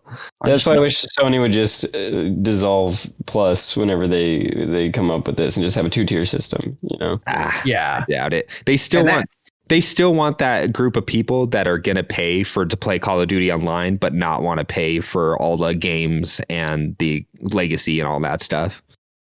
And that's too. I was wondering what they're going to call it, because I've never liked PlayStation Now, but I've always liked PlayStation Plus. I don't know why. It just I've always liked the ring to it, but I'm curious what they're going to call it. If they're just going to call it PlayStation Plus, just like new and revised, or if they're going to have like 6. 5, 6, 56. I don't know. I don't know what they'll call it. I wonder, because they're going to have different tiers, so they might have to call each tier something different, which is, again, you're starting to run into some weird, like really confusing. I just hope it's not a bad name. If it's a bad name, I think it's done for me. I can't have a service with a bad name. If they keep Spartacus, that'd be cool too. That'd be cool. Keep Spartacus, or just call it Neo, like just call it Plus Neo, or whatever. Like give it like an extra Plus Station. Yeah. Plus Station. Yeah. Well, it's funny because if you think back, like PlayStation started this game and now has fallen pretty well behind, because they were the ones that started PlayStation Plus. And I remember when that came out and people were making fun of it. They're like, what? I'm going to pay like $50 to get a little like emblem next to my name on my PS3 and like a couple free like throwaway games. I mean, that's how you get internet though, right? But over time, no. PS3 internet was always free. Yeah. We switched to PS4. My bad. Yeah. So it was already free, and they threw this tier up there. And then over time, their PlayStation Plus games offering were getting better and better. And it included Vita games and PSP games. Dude, Supersonic Acrobatic Rocket Powered Battle Cars. Yeah. Man. Yeah. Legendary name. Just name it that. Just call it amazing. That. And they also people forget this too, on the Vita, they kind of had a PlayStation Plus collection for the Vita. It was a group of like 5 or 6 games that included Gravity Rush and Uncharted. So they did that to boost the Vita. But I think once the PS4 started, they were kind of getting real comfortable in their formula there. And then of course Game Pass came in, and they've kind of stuck to their guns. And I think Project Spartacus is PlayStation acknowledging Game Pass for sure. That's what it is. Yeah, like sure, you can't deny that, But yeah, it'll be really interesting to see what it is. How much do you think it'll cost? How much would you want to spend? I like the idea. Sorry. I personally agree. They're not giving day one games. They can't charge as much as Game Pass. Yeah. But looking at some of the leaks that me and Troy are looking over, one I actually agree with the idea of is bumping down PS Plus, like how it already pays as $60 to $40. Just bump that down. Like if you're gonna make the legacy titles, like everything, the whole package to 60, bump down the price for me to play online and get the PS Plus like a monthly games. Like that's what I care about. The whole package will not be 60. Maybe not. They still want the guys that buy a PS5 for Christmas and just want to play Call of Duty. They want their $60. Right. Right. They're not going to give that up. I would say if they did everything right, I mean, like just, like they're boosting all the games. They're like emulated correctly. They're all native. Yeah. I'd be willing to pay like 120. I'd really rather pay double. That's if they did everything right. Yeah. I want to pay 100. I think it'll be between 120 and 180. Yeah. Whoa. Yeah. Okay. You start getting to that Game Pass area. You're in hot. You're in hot water, buddy. We'll see. Yeah, we'll definitely see. Like 5 days? Like 2, 3, 1? Yeah. It's really hard to tell. I mean, if they do the 3-tier thing, it could be 60 a year, then 100 a year, then 140 a year. If they want to split them up evenly like that, but it's just hard to. It's so expensive. Yeah, I know.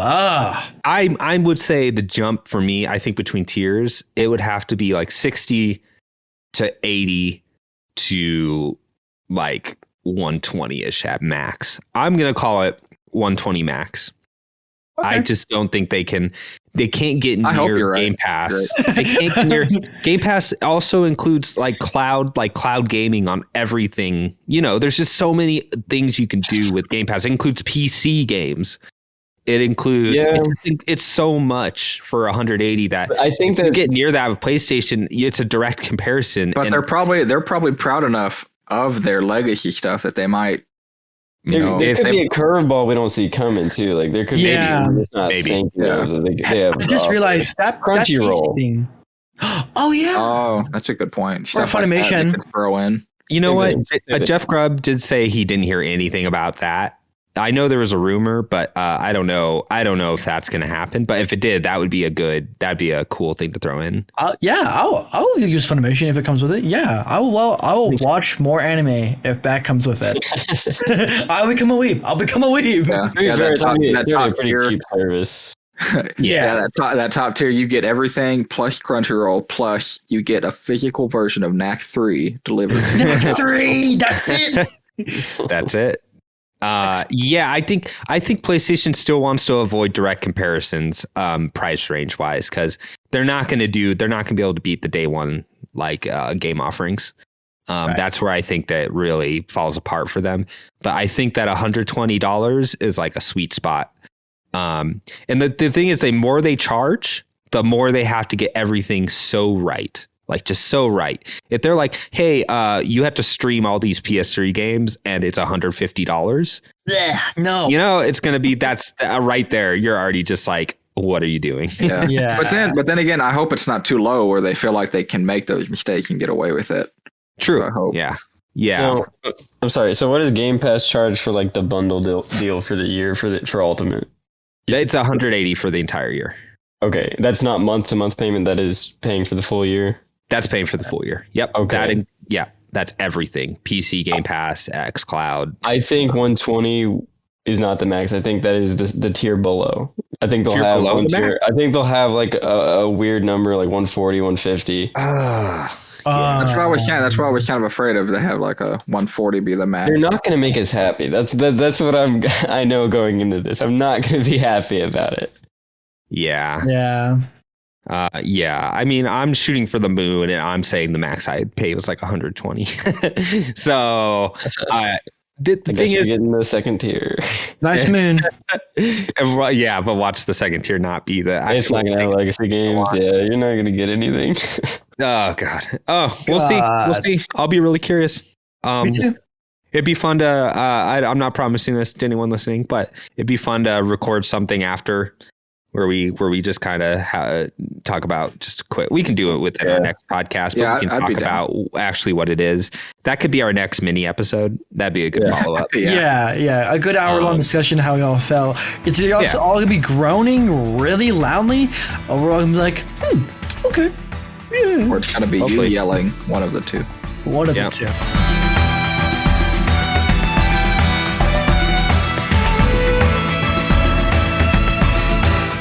Let us move on to just our last small segment we've been doing every big episode, and that is our Fantasy Critic update. I know, exciting. Not happy about this. Things have changed. Things have taken a turn. I think I'm not as bad as you're thinking, I think, but because you got some strong games still on your list. So what we'll do is, so this is Fantasy Critic .games, and our league is called Colton Green's Indecisive Acquaintances, if you guys want to kind of look and follow along. But what we're going to do here is we're going to look at just see what came out and what scored what. So let's start with Dalton. Since we last spoke, he got Tiny Tina's Wonderland, which scored a 79. So they gave him about 9 points. I'm surprised. I thought it'd be a little higher. Me too. Really? I was really hoping for 80. I thought the fantasy setting would do it a lot of good, but I guess I was wrong. I will say I have heard the writing is a lot better than threes. Oh, that's good. That is actually good to hear. Not a high bar, but yeah. Exactly. Yeah. It's like, it's better than threes, but it's still that. So yeah 79. I could see it. That's and so that was all that Dalton got this from the last couple weeks. So now we have Izayah, who has the publisher Nintendo, and he got both his games, I think, came out since we last talked. So he got Kirby and the Forgotten Land, which just came out, got an 84, a 14, which is good. That was on the higher end of what I was nervous. I would have been nervous picking that one. So that's a solid score. Anything above an 80, honestly, is a solid score. And you have Triangle Strategy that came out, got a 13. So honestly, that's a really good. That is both high. That is higher than my first two games that came out this year. So that's a good start, Izayah. Congratulations. Well, thank you so much. Next, we have People Know Donuts, which is me. Thank you. So Gran Turismo 7 came out and got an 87. And I'm lucky. I think I got lucky that Gran Turismo is being real shady, because that game has been panned by the community and stuff coming up. I think if all that stuff had been in there from launch, like the microtransactions and like online like outages, all this other stuff, that would demand a recount. Demand a rescore. I'm afraid. Don't they have like the lowest user score in like PlayStation first party history right now? Yeah, they do. And that's very different from the reviews coming out. So there's some pretty big disparity. I was nervous that a bunch of people are just gonna be like, well, now I'll review this game. It's like you got like a score. It's like the third highest score here. Like, what's going on? It's crazy. Yeah. So I got lucky with that one. Unlucky are the people that bought Gran Turismo 7 and are having a less than stellar time. All right. I don't remember if Arceus came out. I think Arceus had come out last time, so nothing has dropped for Wilfredo since then. He's picked up quite a few games. Oh, I didn't even talk about the games that got picked up. Yeah. Oh, yeah. So I think Dalton picked up Pokemon, Scarlet Violet. Yeah. So, yeah, there you go. Those have been scoring on an upward trend, actually. Weird. So not bad. Izayah got Soul Hackers 2, which is a good pick. Soul Hackies, baby. Of the Shin Megami Tensei series. Soul Hackers. Was that on DS, Izayah? Soul Hackers, yes, it was on DS. Yeah, that's a highly rated one for sure. Yes. Like that game's a vibe for sure. Oh my god. All the penis monsters, man. I don't know. On those chariots.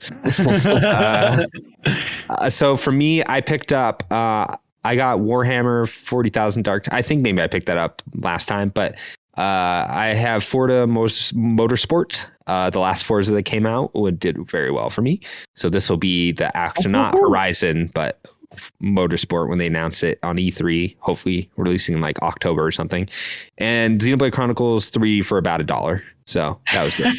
I kind of nailed that before they announced it because I had heard rumors and I'm like, I'm just going to get this now for cheap. And I really want that to do well. I want to do better than 2. You know what? It looks like a good mix of it looks like Xenoblade Chronicles X, the environment, and the performance already looks a lot better.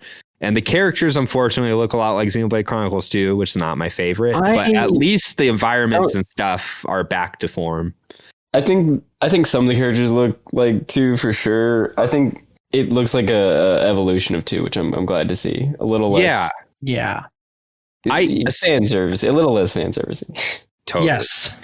So I love that first Xenoblade Chronicles on Wii. It's Xenoblade Chronicles X, like probably my favorite Wii U game. Port it, you cowards. Yeah, Nintendo, you cowards. It's so good. It looks incredible for that system. It looks so much better than Xenoblade Chronicles 2 on the Switch. It's weird. Because I came in like garbage at like 360p on handheld and stuff. But so I'm really crossing my fingers for this one to be good because I've never fallen so hard off a game like a sequel than that one. I hate 2. I do not like 2 at all. Yeah. All right, so we have Wilfredo, who did pick up River City's. Oh no, he did that last time. So he picked up Hogwarts Legacy, which I counterpicked, which I now think is going to get released. So hopefully, I don't know if it's going to be good. So it'll be good enough. So you're going to get negative points. Yeah, I know. It'll at least get like an 80 or something, and that'll suck. Mario Strikers Battle League. Which it's a Mario sports game, so it's really hard to tell. They've been scoring low. They've been scoring low, yeah. But this is the best one. Live a Live, which I think is going to get above an 80, so I think Live a Live will be a good. Live Alive, you're spelling it wrong. Live Alive, Live a Live. Well, yeah, whatever. And Animal Well, which I'm not sure what that is, so he keeps doing that to me. Yeah, I'll have to look that up, but. All right, so going down to Colton and Victoria, they had nothing new released, but they did pick up Nintendo Switch or Moss Book 2. They picked up Nintendo Switch Sports, which I think is a good pick. I think that's going to get above an 80, easy. That was worth the $20 I bid on it. I really don't know how much you did outbid people, I think. Yeah, you did crazy. Taiko no Tatsujin Rhythm Festival. Good rhythm game. That'll get up there. Saints Row, that's iffy for me. I'm not sure. I know it's iffy. I was trying to fill in my spots. I still had like 5. I doubt it's a AAA game. Like you're at least gonna get like a 78, 76. It could get like what game did I pick? it could get like Dying Light 2 scores or like a Far Cry like score, If that's what I get, that was my one Hail Mary, I think, so far. Yeah. On my pick. Fire Emblem 3 Hopes, which is the new Warriors game, right? Mm-hmm. Yeah. I'll do a solid 80 for sure. Solid 80. Yeah. If it's real good, it can get above. Something like that. Totally. It could just run like trash, though. You got to be careful. Oh, God. It's running on the Switch. That's why I didn't play the Breath of the Wild one, because I was like, I can't play one of these games and have it run at like 23 frames anymore. Yeah. Killing my confidence. They're still fun. The other one still got a good score. Just the performance is rough. Maybe that new AMD FSR 2.0 will help it. Who knows? A weird fact: Switch Sports has AMD FSR 1.0 in it, which is pretty weird. That Nintendo is paying attention. So there you go. So for Josh. He got quite a few things released since we last talked. So Ghostwire Tokyo gave him a 76 and a 6. I had bid on this and then like got rid of it. So I don't know. I was thinking about it. I was thinking about it too. I had it last year and then it didn't come out. And then I was really hesitant this year. I was like, don't bid on it. It's not going to be good. It's not going to be good. And then I saw one trailer that got me really hyped. And then I was like, all right, I'm getting it. And I regret it so much. He's like, he's doing the Trunks hands. He has Trunks It's so hands. cool. The animation work looks really nice. It's a good trailer. It's a good trailer game. I'm not going to play it. Advance Wars 1 and 2 got delayed because of the Ukraine conflict going But on. not out of this year. No, I think it will still come out, and that'll score well, so you're good. Yeah. You had Tunic Thank you. come out. With Tunic was a solid pick. Solid 85, 15 points. It's good. That's good. 85 and above is where you're just like, good pick. Yeah, good pick. And then we have Strangers of Paradise Final Fantasy Origins, which is a 73 and a 3, which is lower than I had guessed. Yeah, me too. Me too. Everybody that I've heard play it says that the combat's amazing. So I'm like, what's the problem? Who cares about the story? Who cares? Right. And then I played the demo and I was like, this feels so loose, and it's visually I couldn't tell what was coming at me because it just looked like muddy garbage. Yeah. And I'm like, this is not Neo. Yeah. This is not Neo. I'm still gonna play it. It feels weird. Like I thought that too. I had to stop playing, and I was like, you know what? I'm gonna play a good game. Let me put up Elden Ring. Go have fun. You know what? It sucks for this game that it came out near Elden Ring because I saw the Japanese numbers come out and it's not good.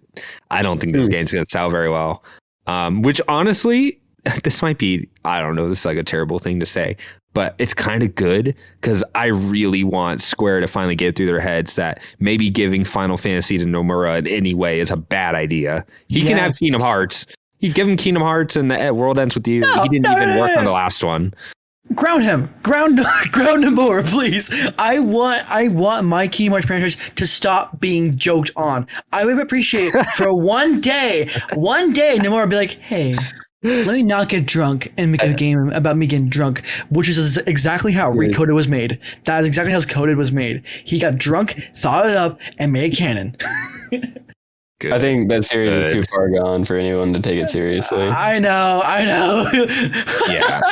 And when they say that, like, if Square wouldn't have had Final Fantasy 14 this year, they would have been in huge trouble. Like, they might have been bought. Mm-hmm. That's how much that game is saving their financial situation, because Square just released just a handful of terrible games. Yeah. That platinum one you had on your list last year, that you took off, scored like... Oh.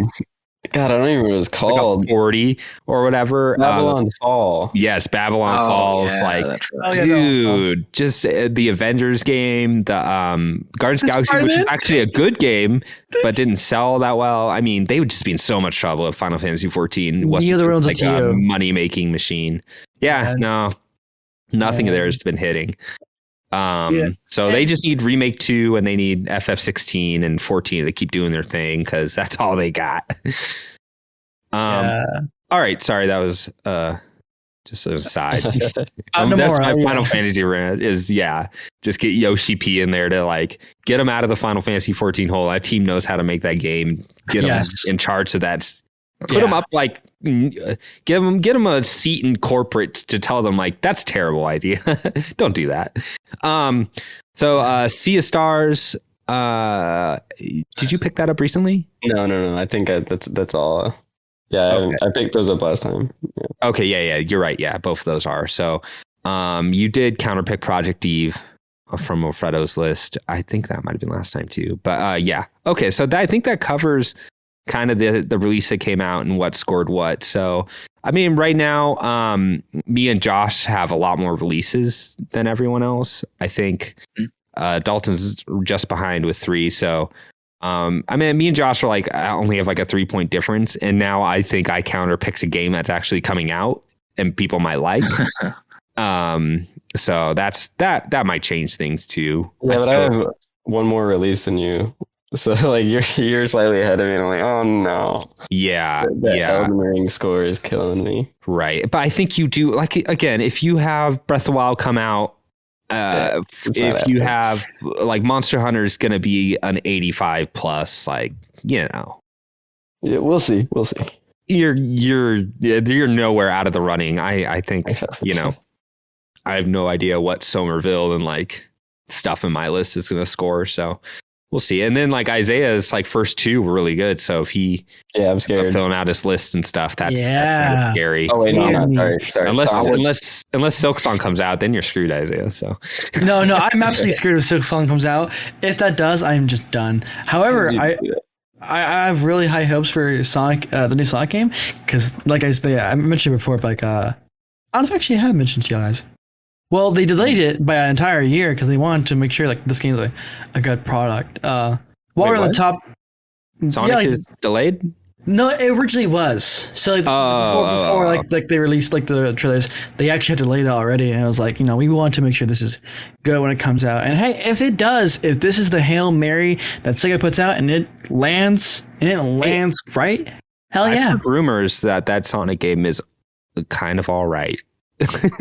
That's what I've heard. I have heard rumors that is all right. Oh man. But and also I think that Sonic movie is going to make so much money, much money. Ooh. It's because over time that Sonic movie has gotten bigger and bigger. The third one's already being made right now. If Sonic Frontiers, like that movie comes out and Sonic Frontiers comes out and is at least like decent, then Sonic's back on the menu. Sonic's back on the menu, boys.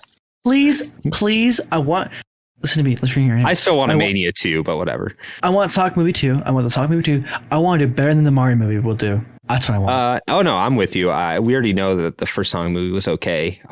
Who knows that? Yeah, it's the Illuminations. They make minions, Yeah, exactly. Okay, the only good thing that got going on was Will Ferrell singing their songs. That's actually really good. Yeah. All right, so that ends our Fantasy Critic update, and I think we're going to end the podcast right there. So I just want to thank you guys all for meeting with me and doing this podcast. You're welcome. Yeah, thanks for being my friends. I'm really bad at doing this, but Victoria and Colton have been keeping up a Instagram and Twitter for Big Bandit Gaming. So if you guys want to follow us and just like know when episodes are being released, things of that nature, we have an Instagram and a Twitter, which also has our link tree attached to it if you want to listen to us in different places or want to share the podcast. So that is there. But yeah, you guys all have a good week, and we're not 100% sure we're going to come back and talk about Spartacus, but if it gets us all riled up, we can make a good 45 one way or the other about it. Yeah, for real. Yeah, I'm not, I want to come back and just be ecstatic, I want to come back and be like, I want to talk about this because I'm excited about this. You know what I mean? Yeah. So I hope that's the case. So, but I either want it to be so bad that it's worth talking about or so good. Because if it's right in the middle, then what are we even going to talk about? Yeah, that would suck if it's just like the most boring showcase. Like so mid that we just like, hey, so about that bonus episode, we're just going to go ahead and talk about Elden Ring again because we really don't care. If they lead with the order, I was going to say the order 1886, but that's just a PS4 game. But still, down there, they're just like, and we have the order 1886. For free with our premium tier. They're gonna do that one thing that they did with that. I can't remember if that was the PS5 showcase where they like opened up with Grand Theft Auto and everyone thought they were talking about Grand Theft Auto 6 and it was just more Grand Theft Auto 5 stuff. Oh, and we didn't even talk about if they would even include. That's right. That's what that was. Dude, they didn't even talk about if there was going to be PSP or Vita games or anything. I doubt there would be Vita, but they're going to even be PSP games. Like I want curveballs like that. That'd be cool. Yeah, I want to launch the Vita 2. Whoa, Josh, that would be the curveball of the Vita 2. dual screen. Yeah, dude. Yeah, now it has side touch. The camera's on the side too. 360 gaming. It's a VR controller. The game. Yeah, you strapped to your face. The game I Am Jesus Christ comes out like that this year. That'll come out day one when Spartacus comes out.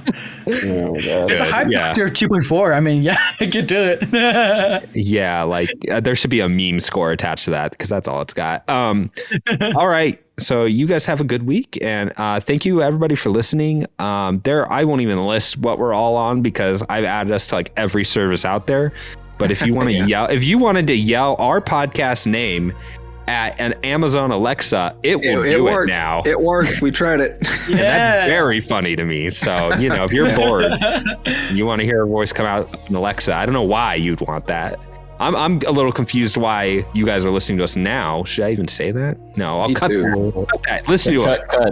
I want you to dream about it. Fall asleep to us. Dream about Izayah licking a PS5. I don't know. The inverted Oreo. I'm going to end this podcast now. So everybody say bye. Bye. Bye-bye.